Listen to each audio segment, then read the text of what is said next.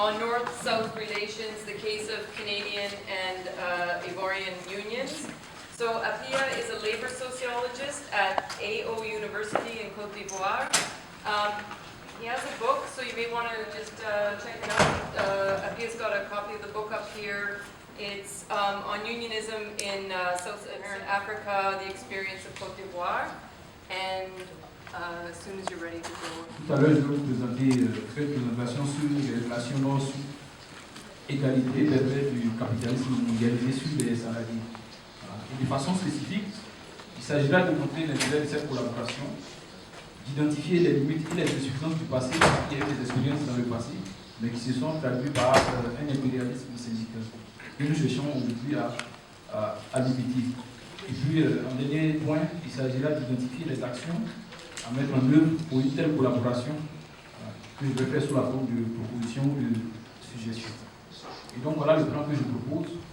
Il y aura un bref contexte, une brève approche méthodologique, et puis je vais faire une brève présentation de la Côte d'Ivoire pour que chacun ait une idée.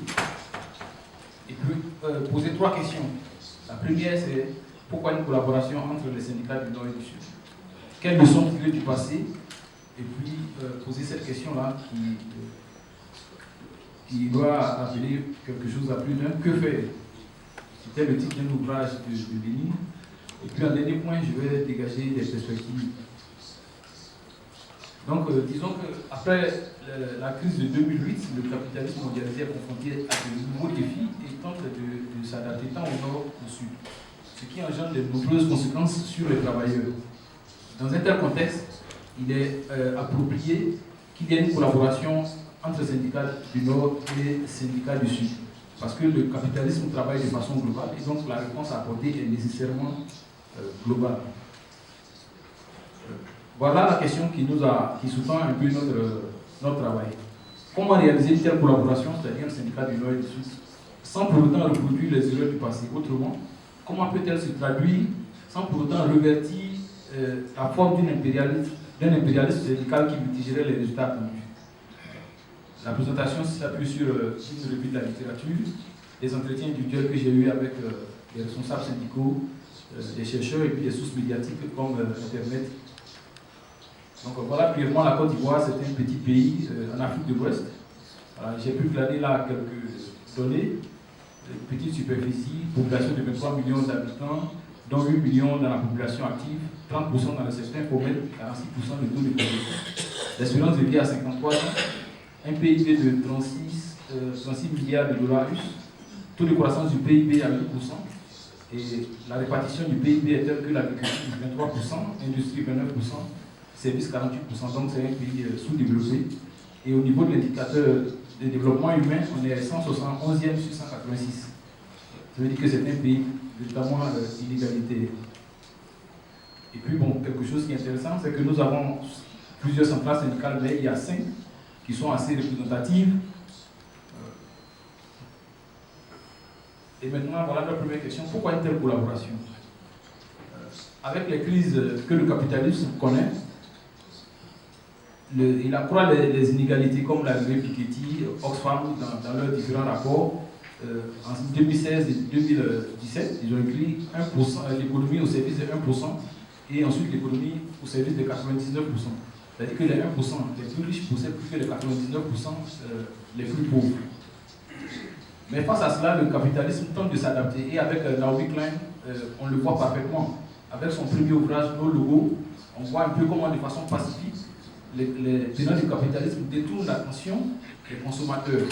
Avant, quand vous achetiez un produit et que c'était estampillé Made in Germany, Made in Canada, ça avait du sens. Aujourd'hui, ça n'a plus de sens. Ce qui permet les délocalisations assez facilement. Avec son ouvrage de 2007, La stratégie du choc, on voit aussi que de façon violente, le capitalisme peut s'imposer. Donc, d'une manière ou d'une autre, le capitalisme arrive à s'imposer. Dans le même temps, on constate un affaiblissement des organisations syndicales, un peu partout, que ce soit au nord comme au sud. Et puis, il y a une remise en question des acquis sociaux durant ce qu'on appelle le compromis fordiste ou encore les Trente Glorieuses. Les travailleurs du Nord, surtout, ont eu beaucoup d'acquis. Mais avec ces dernières mesures d'austérité, ils sont en train de perdre tout comme si rien ne s'était passé. Et les travailleurs, tout comme leurs organisations, sont les premières victimes. il y a eu des tentatives de réponse. Avec la création de la CSI en 2006, les travailleurs ont tenté de s'organiser, mais dans le fond, on a obtenu des résultats mitigés comme d'autres présentateurs l'ont souligné ici. Donc que ce soit en Côte d'Ivoire, ou moi-même je l'ai constaté à travers des études, l'impact de la CSI est assez limité. Je crois que ça aussi on peut le retrouver dans de nombreux pays au nord. Donc, dans un tel contexte, il faut se tourner vers l'internationalisme syndical.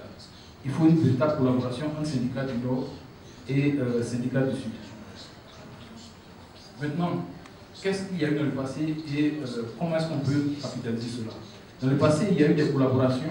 Bon, le Canada n'a pas une expérience de colonisation comme la France ou la Grande-Bretagne, ce qui est déjà un atout.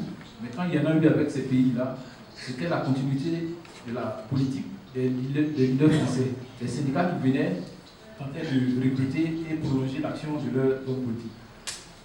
Donc ici, voilà les points à capitaliser. Il y a eu les premières formations syndicales qui sont nées avec l'assistance de ces organisations-là. Il y a eu l'éducation ouvrière, et puis il y a eu la production d'élites syndicales. Il y a eu la production de leaders politiques, et ce sont ces partis politiques-là qui ont amené les différents pays africains à l'indépendance. Donc ici, on voit que cette collaboration entre les syndicats du Nord et les syndicats du Sud peut donner des résultats probants, changer de façon structurelle la société, comme les premiers syndicats africains soutenus par les syndicats du Nord ont pu contribuer à l'indépendance des États africains. Donc, c'est-à-dire qu'aujourd'hui, si on s'emploie à mutatis mutandis à revoir cette collaboration, on peut effectivement bousculer le capitalisme au Sud, ce qui aurait nécessairement un impact sur les activités du capitalisme dans le Nord. Mais il y a aussi des points à revoir. Dans le cadre de la collaboration passée, les syndicats du Nord subordonnaient la libération ou l'épanouissement des syndicats africains à la libération du prolétariat dans les pays du Nord. Et donc la relation était caractérisée par un impérialisme syndical. Et il y avait des compétitions entre les centrales syndicales. Bon, la Fédération syndicale mondiale, la CGL, la CRT, même s'il y a des disputes aujourd'hui, quand ils allaient sur le terrain, ce qui primait, ce n'était pas de former des organisations syndicales pour qu'on ait une lutte globale, mais c'était plutôt de recruter des militants et d'avoir une visibilité. Et même entre deux pays, que ce soit la France ou la Belgique, quand ils arrivaient dans un pays, il y avait aussi une compétition entre les syndicats des deux pays. Et même à l'intérieur d'un pays, il y avait des compétitions entre les syndicats, rien que pour pouvoir conquérir des militants des syndicats africains. Et les projets qui étaient implémentés n'étaient pas toujours adaptés aux besoins des Africains. Les projets étaient pensés au Nord, avec le vécu, les trajectoires des syndicats du Nord, et étaient implémentés au Sud. Ce qui fait qu'il n'y avait pas de durabilité. Et puis, les syndicats du Nord, généralement, étaient financés avec l'argent du contribuable. Or, quand le gouvernement des pays du Nord donne l'argent aux syndicats, il y a un cahier de charges qui ne correspond pas nécessairement aux besoins des syndicats africains. Donc, qu'est-ce qu'il faut faire face à cette situation? Il faut, en premier point, l'interculturalité. L'interculturalité, c'est cette capacité-là, que ce soit pour les syndicats du Nord ou du Sud, à penser les travailleurs du monde comme un système. Dans une division internationale du travail, qu'est-ce que les syndicats en Afrique doivent faire pour bousculer le capitalisme? Qu'est-ce que ceux du Nord également doivent faire? Ce n'est pas nécessairement la même chose. Et il faut contribuer à rendre les syndicats financièrement autonomes. C'est ce qui n'a pas été fait par le passé. Quand les syndicats du Nord arrivent en Afrique, ils viennent avec de l'argent. Une fois que le projet arrive à terme, ils retournent le projet de poursuivre. Et puis il faut rompre avec l'approche élitiste. Qu'est-ce que je veux dire? Quand les syndicats du Nord arrivent en Afrique, ils s'adressent directement aux centrales syndicales. On forme des formateurs qui, à leur tour, sont supposés former les militants. Mais ce n'est pas toujours certain que la formation arrive à la base. En général, elle s'arrête au niveau des élites.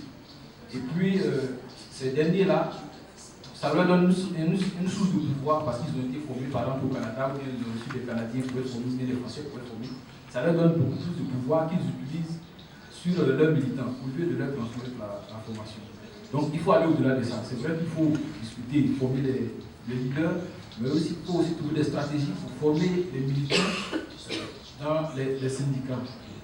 Et puis, dernier point, il faut partir des problèmes des Africains. En général, tout est pensé au nord, on arrive au sud, on arrive au sud et on dit voilà ce qu'il faut faire, voilà ce qu'il faut faire, avec l'argent à l'appui. Et ça ne fonctionne pas.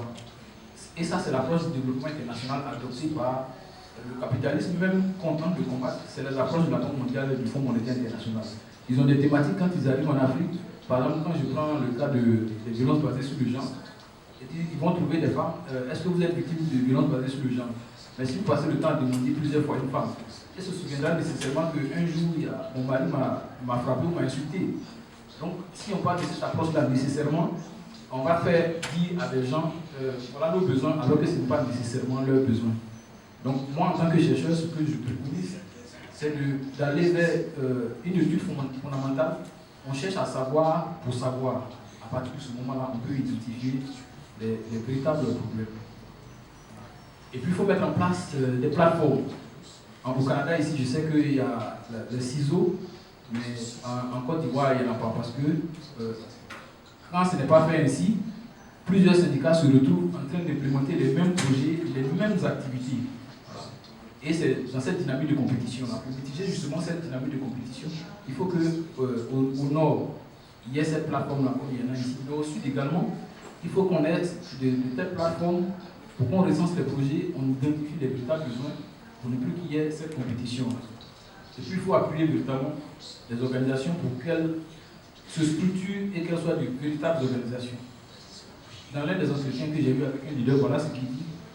Il dit, nous n'avons pas, en tant qu'organisation, véritablement les moyens de pouvoir contribuer à nourrir, à alimenter cette collaboration, de sorte que nous puissions la perpétuer, nous puissions l'inscrire dans la durée. Donc c'est ce que je disais tantôt, dès que les syndicats du Nord arrivent avec leur projet, avec l'argent, dès qu'ils finissent, ils retournent, il n'y a plus de projet, et c'est comme si rien ne s'était passé. En termes de perspective, je veux qu'on retienne trois choses. La première chose, parce que nous n'avons plus de temps, en Côte d'Ivoire, on dira le capitalisme ne dort pas, travaille. Donc, qu'est-ce qu'il faut faire? En première chose, il faut passer à l'action. La deuxième chose, passer à l'action. La troisième chose, passer à l'action. Je vous remercie.